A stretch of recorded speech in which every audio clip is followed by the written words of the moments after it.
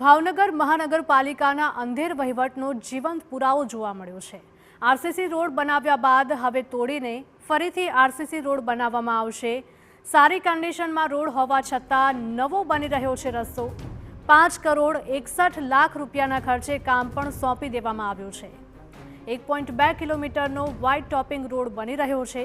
માત્ર એજન્સીને ફાયદો કરાવવા માટે રોડ બનાવાઈ રહ્યો છે તેવી સ્થાનિકો ચર્ચા કરી રહ્યા છે।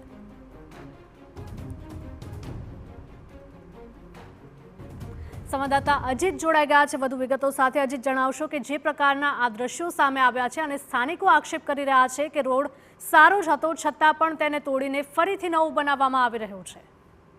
જી, વાત કરવામાં આવે તો ભાવનગર શહેરમાં મહાનગરપાલિકા પ્રજાના જે ટેક્સના પૈસા છે જેનો યોગ્ય જગ્યાએ વિકાસ થવા માટે વાપરવા જોઈએ તેના બદલે બેફામ વાપરી રહ્યા હોય અથવા ખોટી રીતે વાપરી રહ્યા હોય તેવું અધિકારીઓની બેદરકારી અને શાસકોની બેદરકારી સામે આવી છે।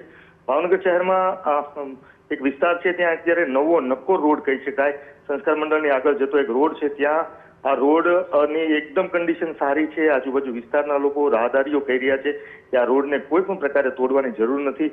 આમ છતાં થોડા સમય પહેલા જ આરસીસી બનાવેલો રોડ અત્યારે મહાનગરપાલિકા દ્વારા તોડવાનું ગઈકાલથી કામ શરૂ છે। આ રોડની કોઈ જરૂરિયાત નથી તોડવાની અને આ રોડ તોડીને ત્યાં નવો વ્હાઇટ રૂફટોપનો આખો એક નવો રોડ બનાવી રહ્યા છે। 1.2 કિલોમીટર અને 5 કરોડથી વધારે રકમનો રોડ અહીંયા બનશે એવું અધિકારીઓ પાસેથી જાણવા મળ્યું છે। પરંતુ શા માટે 5 કરોડ રૂપિયા આ વિસ્તારમાં આ રોડ પર વાપરવાના છે? થોડા સમય પહેલા જ આરસીસી રોડ બન્યો છે, તેની કન્ડિશન સારી છે।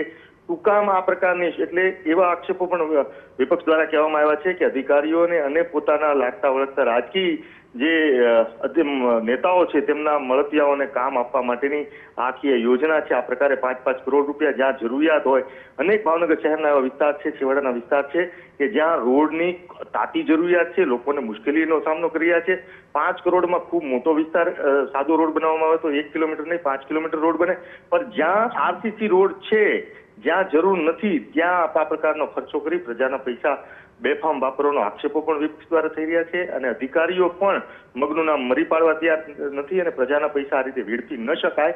શા માટે 1 કિલોમીટરમાં 5 કરોડ રૂપિયા જેવો જ્યાં એકદમ સારી કન્ડિશન છે, પ્રજા પણ રાહદારીઓ ત્યાંથી રસ્તે નીકળતા માણસો પણ કહી રહ્યા છે કે આ બિલકુલ ખોટી વાત છે। તો આ સામાન્ય માણસને નજરે દેખાતું જે ચિત્ર છે, જે દ્રશ્યો છે, જે અવ્યવસ્થા છે, સાથે લાઈનમાં જોડાઈ રહ્યા છો। પૂર્વ શહેર પ્રમુખ પ્રકાશભાઈ પણ આપણી સાથે જોડાઈ ગયા છે। પ્રકાશભાઈ, જણાવશો કે જે પ્રકારની વિગતો સામે આવી રહી છે કે આ રસ્તો છે તે છેલ્લા થોડા સમય પહેલા જ બન્યો હતો પરંતુ તેને તોડીને સારી કન્ડિશનમાં હોવા છતાં પણ તોડવામાં આવી રહ્યો છે અને નવો રસ્તો બનાવવામાં આવી રહ્યો છે, શું કહેશો આપ?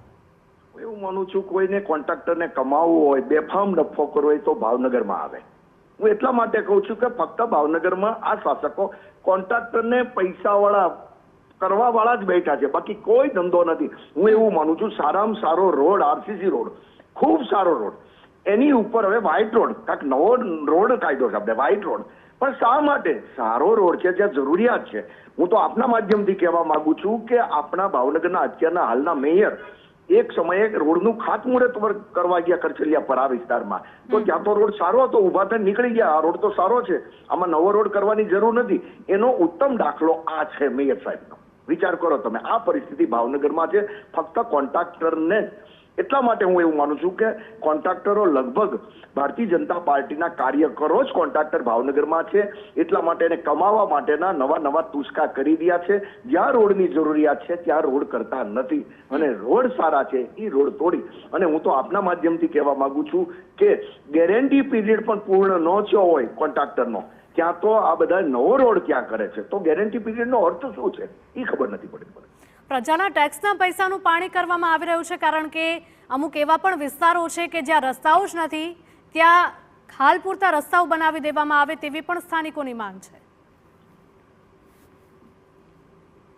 અનેકવાર કોંગ્રેસ પક્ષે આંદોલન કર્યા, રજૂઆત કરી, છતાં પણ હું એવું માનું છું એ વિસ્તારનો વારો તારો રાખતા હોય, મને ખબર નથી પડતી, પણ એ વિસ્તારમાં રોડની જરૂરિયાત છે અને ભાવનગરની મોટા મોટી કમનસીબી આ શાસકોને અધિકારીઓ જ્યાં રોડ આજે 15 દિવસ પહેલા આરસીસી રોડ થયો હોય કે કોઈ પણ રોડ થયો હોય અને 15 દિવસ પછી જ કાંઈ ડ્રેનેજ લાઈન ખોદે, કા વોટરવર્ક્સની લાઈન ખોદે, મતલબ ઈ રોડ મને એવું લાગે છે ભાવનગરમાં કોઈ સંકલનનો દરેક ડિપાર્ટમેન્ટમાં જે સંકલન હોવું પડે એ સંકલનના અભાવના કારણે ભાવનગરના પ્રજાજનો મુશ્કેલી અને કાયમ માટે મુશ્કેલી વેઠી રહ્યા છે. બિલકુલ પ્રકાશભાઈ, આપ અમારી સાથે જોડાયા તે બદલ આપનો આભાર.